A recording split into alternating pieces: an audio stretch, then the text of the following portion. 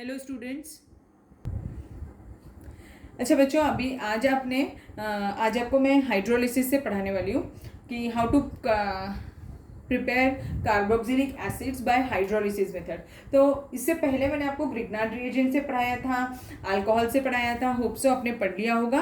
अगर आपको कोई भी डिफिकल्टी होगी तो आप पूछ सकते हैं, ठीक है। मैं आपकी वो क्वेरी सॉल्व करके दूंगी। बट जब तक आप वीडियो ध्यान से नहीं देखेंगे आपको बहुत सारी चीज़ें समझ में भी नहीं आएगी, इसीलिए वीडियो पूरा ध्यान से देखना ज़रूरी है, ठीक है। अब let's start with the hydrolysis part. तो हाइड्रोलिसिस के लिए हम क्या यूज़ करेंगे? Hydrolysing agent. और हाइड्रोलाइजिंग एजेंट क्या होते हैं? एक्वस एसिड्स या फिर एक्वस अल्कली, ये दोनों ही हाइड्रोलाइजिंग एजेंट की तरह एक्ट कर सकते हैं। So first reactant which we are going to use for hydrolysis is cyanides। अब देखो साइनाइड्स है, RCN ले लेती हूँ। RCN का अगर मैंने अल्कलाइन हाइड्रोलिसिस किया तो अल्कलाइन हाइड्रोलिसिस यानी क्या, वाटर ऐड करें यानी कि एक्वस KOH यूज करें, उसे हम अल्कलाइन हाइड्रोलिसिस बोलते हैं। अगर एक्वस KOH यूज किया तो it will give what? RCOOH form करेगा। या फिर हम इसे मैं आपको अगर डिटेल में बताऊं तो कैसा होगा, ये पहले काय में कन्वर्ट होगा RCONH2 यानी कि अमाइड में कन्वर्ट हो जाएगा। और फिर ये अमाइड का फर्दर हाइड्रोलिसिस करेंगे एक्वस KOH के साथ, तो it will give what? It will give RCOOH plus ammonia, ऐसा फॉर्म होगा। यानी हम एक्चुअल में ऐड क्या कर रहे हैं? वाटर ही ऐड कर रहे हैं हर बार, ठीक है। तो ऐसा कंपाउंड मींस ये एक ही मेथड से हमने दो रिएक्टेंट के साथ में रिएक्शन पढ़ ली। एक साइनाइड्स को भी हम कार्बोक्सिलिक एसिड में कन्वर्ट कर सकते हैं और दूसरा अमाइड्स को भी कार्बोक्सिलिक एसिड में कन्वर्ट कर सकते हैं। तो RCONH2 का कन्वर्जन करेंगे तो RCOH बन जाएगा। So by this method also we can prepare aliphatic as well as aromatic carboxylic acid. Let's take the example for it. अगर मेरे पास CH3CN है, इसका अगर मैं aqueous KOH के साथ रिएक्शन कैरी आउट कर रही हूँ या फिर हाइड्रोलिसिस डायरेक्ट लिख लेती हूँ तो it will give what? CH3CONH2 amide will be formed. This compound is termed as what? Acetamide, and this is methyl cyanide. And this on hydrolysis, amides on hydrolysis, further hydrolysis, it gives acetic acid CH3COOH plus ammonia molecule. Whereas if the same reaction is carried out with this is what? Phenyl cyanide. Phenyl cyanide on treatment with water, it will give what? Amide. And this is, नाम क्या होगा इसका? Benzamide. Benzene ring लगी है और amide है तो benzamide. This again on hydrolysis gives benzoic acid plus ammonia, COOH, that is benzoic acid plus ammonia form हो जाएगा, ठीक है। समझ में आ गया? अब देखो इस पे क्वेश्चन एक और टाइप से पूछा जाता है। अब हमने साइनाइड से ये तो पढ़ लिया कि साइनाइड्स को हम काय में कन्वर्ट कर सकते हैं? कार्बोक्सिलिक एसिड में। आपको कन्वर्जन्स पे भी क्वेश्चन आते हैं बेटा। जैसे अगर कन्वर्जन पे क्वेश्चन आए तो कभी क्वेश्चन कैसे पूछता है? How will you convert an alcohol into a carboxylic acid, ठीक है। तो इसके लिए एक मेथड बताती हूँ। अगर number of carbon atoms same है तो आप तो सिंपल ऑक्सीडेशन से कर सकते हैं। अगर number of carbon atoms different है, एक कार्बन आइटम का चेंज हो रहा है, यानी सपोज कर लीजिए कि ये इथिल अल्कोहल दिया हुआ है और यहाँ पर प्रोपेनोइक एसिड बन रहा है, तो हमें एक कार्बन आइटम इंक्रीज करना है। तो हम कैसे करेंगे? तो इसका रिएक्शन देखो कैसे होगा। पहले इथिल अल्कोहल ले लेना। इथिल अल्कोहल का पहले आप किसी भी क्लोरीनेटिंग एजेंट के साथ में रिएक्शन कैरी आउट कर लेना। तो अगर सपोज कर लीजिए मैंने PCl5 के साथ रिएक्शन कैरी आउट कर दी तो ये क्या बना देगा? C2H5Cl बना देगा। अब ये C2H5Cl का रिएक्शन आप किसके साथ करा देंगे? KCN के साथ करा देंगे। हमने पढ़ा था ना अल्किल हैलाइड्स के केस में। तो ये भी एक न्यूक्लियोफिलिक सब्स्टिट्यूशन रिएक्शन है, तो इसमें Cl सब्स्टिट्यूट हो जाएगा किससे? CN से। तो C2H5Cl का अगर रिएक्शन KCN के साथ कराए तो ये क्या बना देगा? C2H5CN फॉर्म कर देगा। और ये जो C2H5CN है इसका जब हम एसिड हाइड्रोलिसिस करेंगे तो वो काय में कन्वर्ट हो जाएगा? अमाइड में। तो इसका अगर मैंने एसिड हाइड्रोलिसिस कैरी आउट किया तो ये काय में कन्वर्ट हो जाएगा? C2H5CONH2 में और जब हम इसका फिर से फर्दर हाइड्रोलिसिस कैरी आउट करेंगे तो ये क्या बना देगा, C2H5COOH बना देगा, means propanoic acid. Means whenever you want to ascend the series by one carbon atom there is one more method that is by using KCN। हम KCN यूज करके भी नंबर ऑफ कार्बन एटम्स एक carbon atom से increase कर सकते हैं। वैसे ही मैंने अभी इससे पहले जब आपको ग्रिग्नार्ड रिएजेंट बताया था तब भी बताया था कि उसमें भी हम number of carbon atoms increase करने के लिए वो भी to ascend the series use किया जाता है, वो रिएजेंट भी। ठीक, तो समझा आपको। अब क्वेश्चन जरूरी नहीं है कि इथिल अल्कोहल से प्रोपेनोइक एसिड ही आए, क्वेश्चन ऐसा भी आ सकता है कि इथिल ब्रोमाइड से प्रोपेनोइक एसिड बनाओ। क्या पूछ सकता है, इथिल ब्रोमाइड से आपको क्या बनाने के लिए, या फिर इथिल क्लोराइड से क्या बनाने के लिए बोल सकता है, प्रोपेनोइक एसिड बना देते, तो भी आपको सेम प्रोसीजर, बस ये वाला स्टेप स्किप करना पड़ेगा। तो तब आप इथिल ब्रोमाइड का रिएक्शन किसके साथ कराएंगे, KCN के साथ, तो साइनो इथेन बनेगा और फिर उसका एसिड हाइड्रोलिसिस करेंगे तो पहले अमाइड और उसके बाद में प्रोपेनोइक एसिड बन जाएगा, मीन्स एक कार्बन एटम से इंक्रीज हो जाएगा। ठीक है, समझा आपको। बहुत ही सिंपल मेथड है, इस पे बहुत इजी क्वेश्चंस पूछते हैं। Methods of preparation carboxylic acids की बहुत ही इजी होती है। So now the next reactant is from acid chlorides.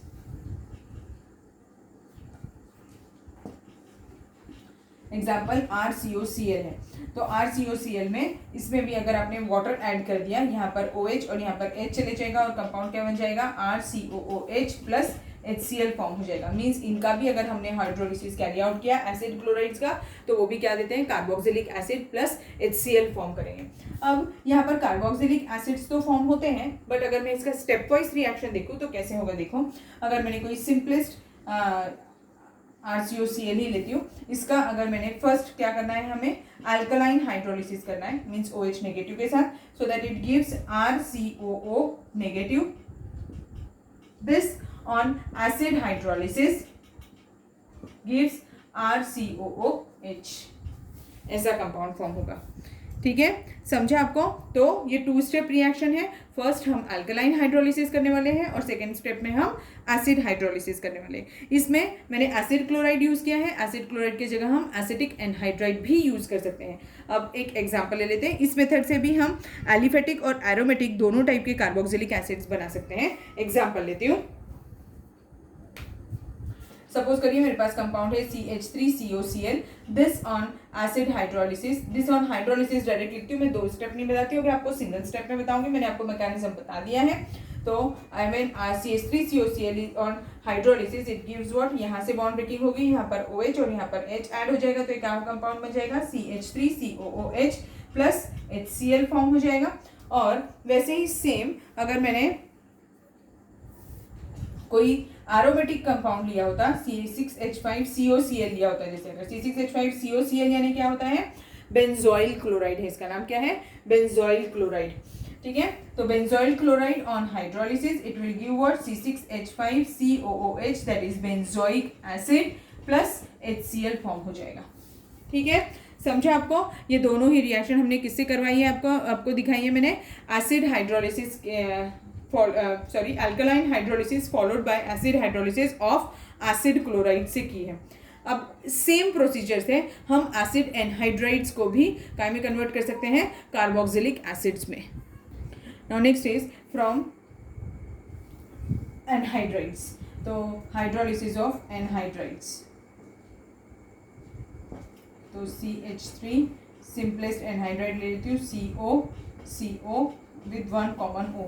बेटा आपको पता है कि ये एसिड एनहाइड्राइड्स बनते कैसे हैं, एसिड एनहाइड्राइड्स जो होते हैं ये कार्बोक्सिलिक एसिड से ही बनते हैं। जब कार्बोक्सिलिक एसिड से हम उनका डिहाइड्रेशन कैरी आउट करते हैं, मीन्स वाटर मॉलिक्यूल रिमूव करते हैं, तब वो एनहाइड्राइड्स फॉर्म करते हैं।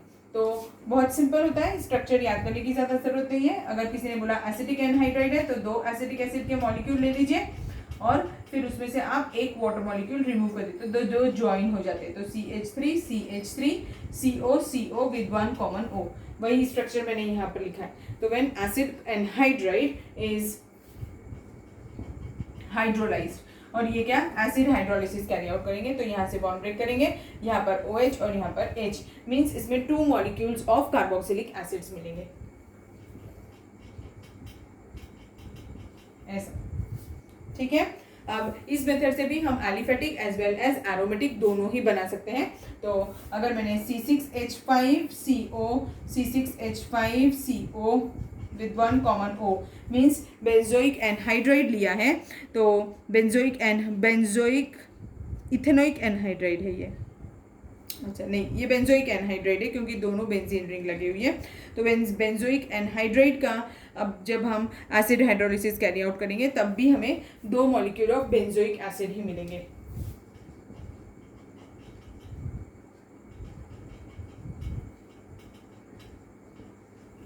ऐसा 2 molecules of benzoic acid form हो जाएंगे।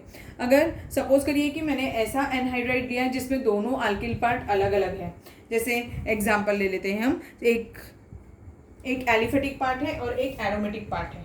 यानी एक एग्जांपल कैसा, अगर सपोज करिए कि ये एक लिया मैंने C6H5CO ग्रुप और दूसरा लिया मैंने CH3CO with one common O group, और इसका जब मैं एसिड हाइड्रोलिसिस कैरी आउट करूंगी तो ये क्या करेगा, यहाँ से बॉन्ड ब्रेक करेगा, यहाँ पे OH और यहाँ पे H ऐड करेगा, तो कंपाउंड क्या बनेगा C6H5COOH प्लस CH3COOH। ऐसा मीन्स 2 टाइप के कार्बोक्सिलिक एसिड्स फॉर्म होंगे। जैसा हमने एसिड क्लोराइड्स के साथ किया था सेम वैसा ही, सिर्फ वाटर एडिशन कर रहे हैं एसिड एनहाइड्राइड्स में। Next is from the hydrolysis of esters. Esters क्या होते हैं, CH, जैसे अभी मैं एक एग्जांपल बताया, जनरल फॉर्मूला क्या होता है RCOOR', तो इसका भी हम हाइड्रोलिसिस करेंगे तो वो दे देगा। तो देखो RCOOR', इसका अगर मैंने हाइड्रोलिसिस कैरी आउट किया तो हाइड्रोलिसिस में इक्वल ऑक्सीजन डिवाइड करिएगा, तो एक साइड पर OH और एक साइड पे H ऐड होगा, यहाँ पर OH और यहाँ पर H ऐड होगा, so that it will give what RCOOH plus alcohol. Means whenever an ester is hydrolyzed it always gives carboxylic acid along with alcohol.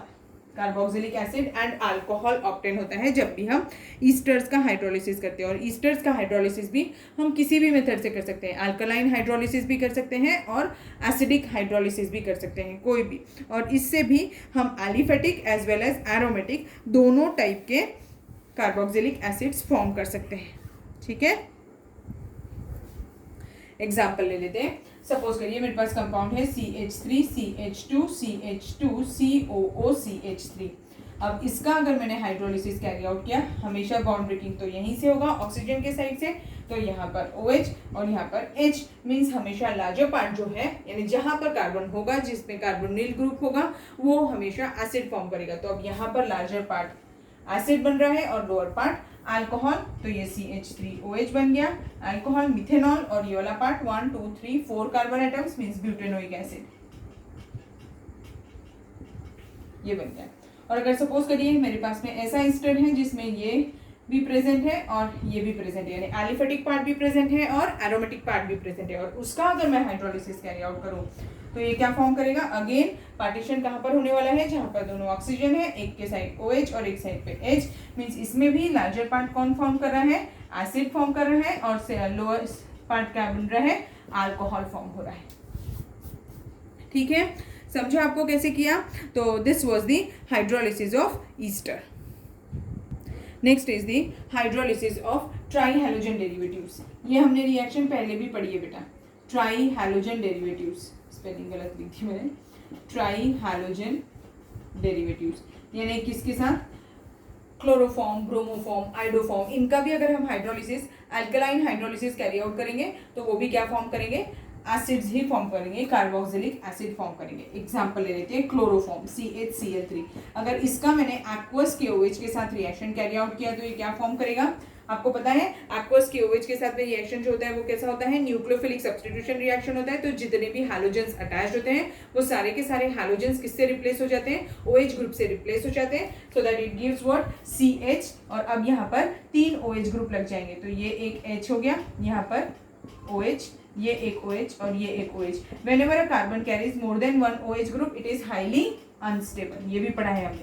अब ये अनस्टेबल है तो ये क्या करेगा, it will remove water molecule, अगर ये वाटर मॉलिक्यूल रिमूव करेगा तो देखो HCOOH मीन्स क्या फॉर्म हो गया, वाटर रिमूव करने के बाद HCOOH फॉर्म हो जाएगा। ठीक है, समझा कैसे किया रिएक्शन। तो ऐसा ही सेम हम एलिफेटिक और एरोमेटिक दोनों टाइप के बना सकते हैं। अगर मैंने बेंजीन ट्राइक्लोराइड ले लिया रहता सपोज करिए, तो वो क्या बना देता, बेंजोइक एसिड और वाटर। ये रिएक्शन आप होमवर्क ले लीजिए और ट्राई करके देखिएगा, आपको आ जाएगी। ठीक है, तो आज की क्लास के लिए इतना काफ़ी है। हाइड्रोलिसिस मैंने आपको सभी से बता दिया, hydrolysis from cyanides, hydrolysis from amides, from acid chlorides, from esters, from acid anhydrides and from trihalogen derivatives. तो 6 टाइप के मैंने हाइड्रोलिसिस बताया, रिएक्टेंट्स लिए और उनका हाइड्रोलिसिस करके आपको बताया। बहुत इजी मेथड है, बस एक बार गो थ्रू करेंगे तो आपको याद हो जाएगा। हाँ, एक और इम्पॉर्टेंट चीज़ कि ऑर्गेनिक केमिस्ट्री आप अगर लिखेंगे नहीं, लिख कर प्रैक्टिस नहीं करेंगे तो आपको कभी नहीं आएगी। तो आप जितनी बार लिख कर प्रैक्टिस करेंगे, जैसे आप मैथ्स प्रैक्टिस करते हैं लिख लिख कर, सेम वैसे ही ऑर्गेनिक केमिस्ट्री को भी लिख कर प्रैक्टिस करना होता है बेटा। सिर्फ रीडिंग करने से या फिर सिर्फ वीडियो देखने से ये कभी भी आएगी नहीं। तो आप जितनी ज़्यादा उसकी प्रैक्टिस करेंगे वो उतनी जल्दी याद हो जाएगी। और आप देख रहे होंगे रिपीटेडली रिएक्शंस रिपीट होती है कहीं ना कहीं। और अगर हम सोचेंगे कि आज मैं डायरेक्टली कार्बोक्सिलिक एसिड कर लूँ और मैंने हैलोजन डेरिवेटिव्स नहीं किया, तो भी आपको चैप्टर डिफिकल्ट जाएंगे। तो जिस सीक्वेंस से मैं वीडियोस बना रही हूँ, जिस सीक्वेंस से मैं चैप्टर्स पढ़ा रही हूँ, आप भी वीडियोस उसी सीक्वेंस में देखिए और प्रैक्टिस भी उसी सीक्वेंस में करेंगे। तो आपको हमेशा देखेंगे आपकी वीडियोस ईजी लगेंगे, आपको प्रैक्टिस करना ईजी जाएगा और इवन आपके जो क्वेश्चन आंसर्स हैं वो आप ईजिली सॉल्व कर पाएंगे। ठीक है, तो आज की क्लास के लिए इतना काफ़ी है, बाकी का हम नेक्स्ट क्लास में पढ़ेंगे। Thank you.